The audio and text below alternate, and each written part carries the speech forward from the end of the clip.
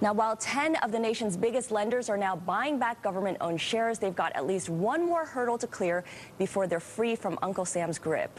John Ehrlichman is in our newsroom with more on that developing story. John? And Scarlett, we can't forget about all those warrants that were issued by banks during the industry's darkest days. Warrants giving the government the right to buy more than 1.4 billion shares so taxpayers could benefit from any rebound in their stock prices. While the American Bankers Association has said the U.S. does not deserve a windfall for holding the warrants, lawmakers have been pressing Treasury Secretary Tim Geithner to cash in.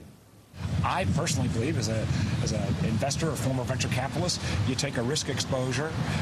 We, the public, ought to get some of this upside. But the question is, how much upside? New Jersey-based Sun Bancorp, whose CEO was quoted as saying, "We shouldn't have to pay a dime," paid 32 cents on the dollar to buy back its warrants. But in a sign Treasury is toughening its stance, independent bank based in Massachusetts recently paid 74 cents on the dollar. And its CFO said Treasury officials did not budge in negotiations.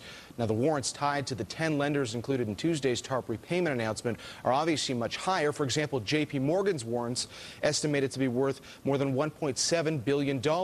J.P. Morgan CEO Jamie Dimon has said the U.S. should cancel half its warrants out of fairness. But either way, as long as the U.S. holds those warrants, banks will continue to face some government restrictions. And by the way, Scarlett, analysts at Credit Suisse have estimated the value for the warrants of those 10 lenders to be north of $5 billion. Back to you. Bloomberg's John Ehrlichman.